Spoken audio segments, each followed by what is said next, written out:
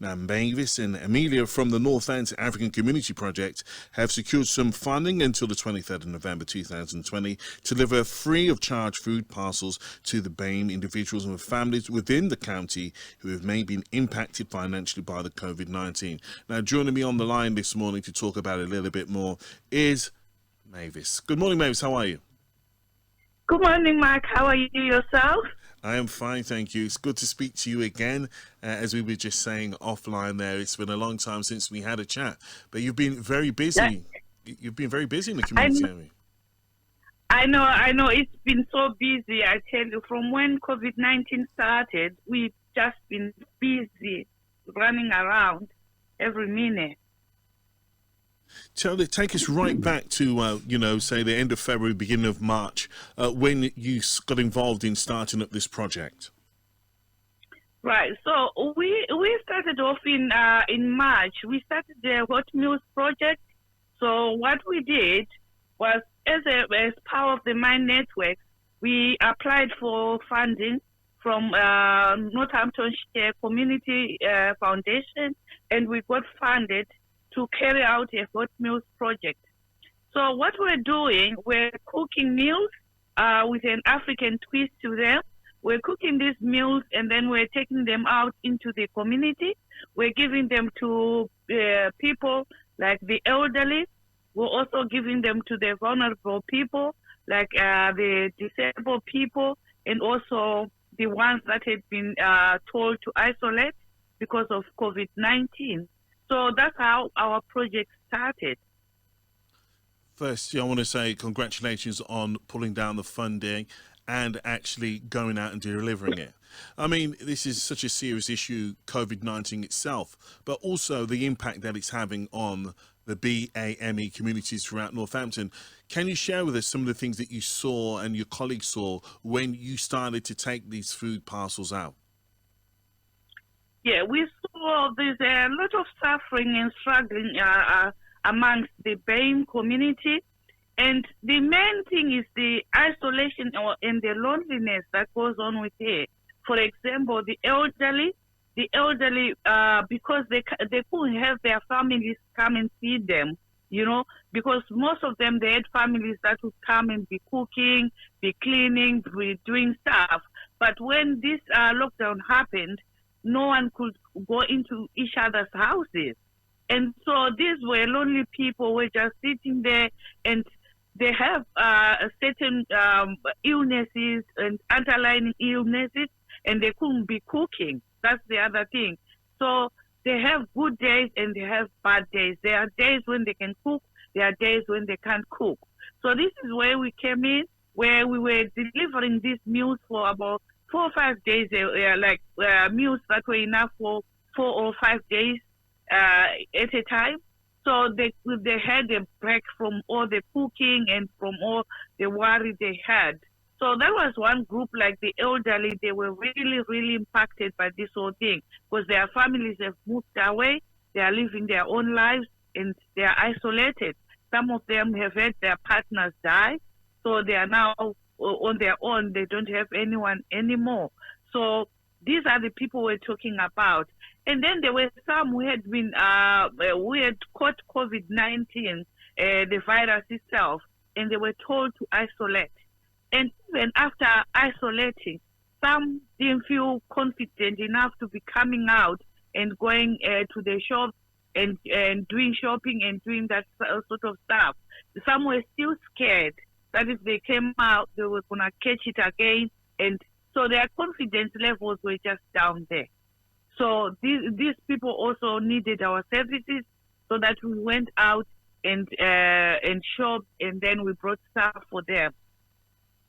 And then we have another group, like the poverty that's going on. We had some people who were employed as cleaners. So when COVID-19 came, no one was allowed to go into any other person's house. So these cleaners, they couldn't go out and get any money and get employed and get anything. So they really, really required our support. So these were the struggles, and some are struggling with even feeding the family because the income, like the jobs that they were doing, they they are just not sustaining them. There's so much poverty going on in our BAME community as we speak, Mark. I must say, I commend you and your army of volunteers that have been out there supporting the communities. I've spoke to some of your volunteers who have told me about some of the suffering they've seen for people who have made the UK their home. They've been here since the 50s and the 60s and 70s, almost too proud or not having the information or the understanding of how to get help and support. And after speaking to some of your volunteers, it's broken their heart, and it's broken my heart as well, knowing that these things are happening in and around our community. I mean, what more can we do, Mavis? I think programs like yourself, where we highlight the contributions and the support groups that are out there, are important. We have sat in meetings, in diversity meetings. We've sat in women's forum meetings with the council, and it's been identified that as a community, the BAME community hardly come and look for support. They just suffer in their houses, and most of them, they don't even know where to get the support and to come out and be speaking out. We are a proud and resilient community, and at times I think we take on too much. We just think we have to stand there and well, be woman enough, be men enough. But at times there are times for us to go out there and be seeking help, and help is out there. The council has got a lot of it has a database of the different support groups that they have. So if anyone is struggling, they can start off by phoning the council. And that is good news that the council are out there supporting the communities we're talking about. And of course, you're seeing this on the front line. I'm so glad that the organisation has got some more funding to continue to do this. Awards for All are one of the funders. Have you been able to pull down some more funding from anywhere else so this can continue beyond this? Because this is a problem that has been happening before even COVID-19. Yes. People have been struggling, but COVID-19 has made it worse and highlighted it even more. So going forward, whose ears does this message need to fall on to get help? Yeah, it's been a problem. I think there has been an improvement with the funding, funding of BAME groups. We've had a lot of issues with getting funded from a long time. We haven't been funded a lot. Well, we were not getting a lot of funding.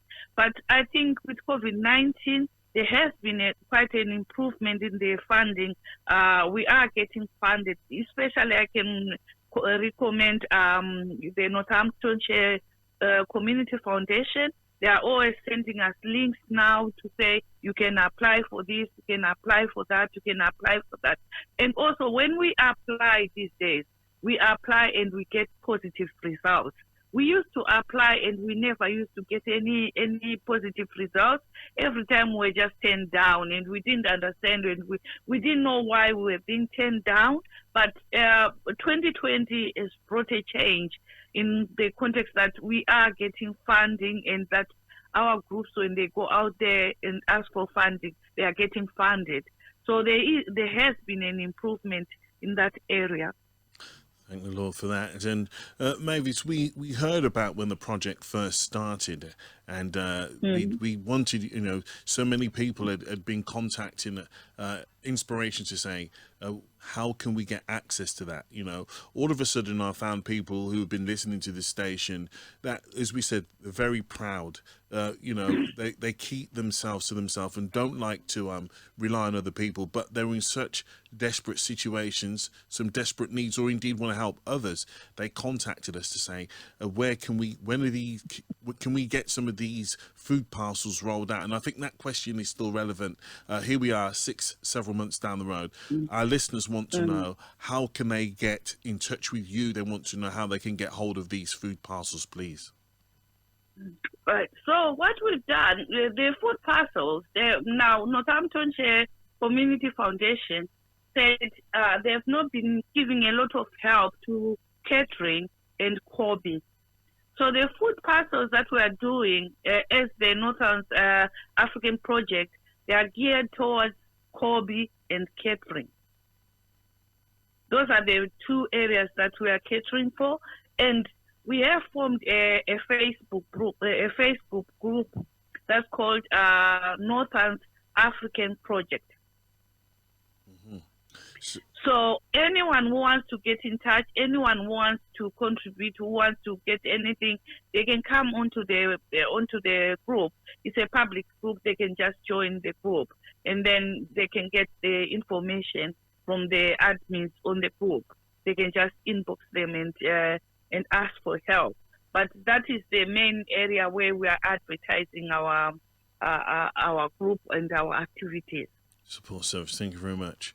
So you know, I know you're very busy, Mavis, because we've spoke before on Africa Day. We spoke on previous occasions. And I thank you very much. And please keep me posted as to what we can talk about and what we can share with the listeners. You know, as the organisation of Northants African Community Project and some of the other hats that you wear in the community, are there any other stories that are happening in the African Caribbean community that you can share with us? I think we had several Black History Month events that were going on, and I know that we have Zim women. They have they're asking for nominations for outstanding youngsters so that they can give them awards. So that's one thing that I know that's going on in our community. Like, we need to nominate youngsters that are outstanding, that are doing outstanding work in our community. Great stuff. Well, I know I want to say thank you, a really big thank you for coming on and sharing with us what you're doing, and long may this project continue. And I know that there are people, you know, members of the council, councillors that have seen what you've done, and they're hearing and seeing firsthand the change and the impact that your project has had on the community. And I just hope that this will continue to build those relationships, create those networks that, you know, members of the Black and Asian minority ethnic groups, you know, do not suffer in silence, and also get an equal playing field and a fair share of what's going around. Yes, and we would like, there was a time when it was said that councillors have got a lot of, they do have a lot of money that's sitting there and which they are not giving out. And we are calling out to the councillors, if they do have that money, they still have that money, please can they give the money to us, the BAME groups that are in the community, so that we can use the money to do more food parcels. Because, Mark, we are overwhelmed with the response that we've got, and we feel that we don't have enough money to be able to cater for everyone, and we could do with money from the councillors, from the council as well, because like I said, personally speaking, we got money from Northamptonshire Community Foundation. We have not got money from the council and from the councillors. If they can also make money available to us. As you know, you've been getting people calling you, we have been getting calls as well. So we do need their help. We need their help in the form of funding, in the form of money. I will pass that message on to some of the councillors that I personally know. I will send them. I'll send them this interview, and they can hear the works that you were doing. It's a Saturday morning. I guess you're getting ready for the weekend, and I know you're a very busy man. I have a lot of speaking engagements today. So yeah. Good thing you called me at 10. Yes, it's a good thing to have you on. Look, stay blessed and keep up the fantastic work, and I will speak to you again real soon. Thank you, Mark. Yeah, thank you for highlighting our work and making us known out there. I hope to be speaking to you soon again. Thank you. You have a fantastic weekend. Bye-bye. Bye-bye. Bye-bye. Thank you very much there. That was Sister Mavis, I call her. And I've got to say a big shout out to Emilia as well, from the Northants African Community Project. Well done to them. They've secured some funding until the 23rd of November to deliver free of charge food parcels to the BAME individuals and families in the county who may have obviously impacted by COVID-19. Health-wise, financially. Now, if you're aware of these individuals or families from the BME community that may benefit, then they can get a free food parcel by contacting Mavis on 07932 826 673. That's 07932 826 673. And they can also be contacted via Facebook under the Northants African Community Project. And I'm asking for those of you listening to this morning to share that information with friends and colleagues. We'd really love you to do that.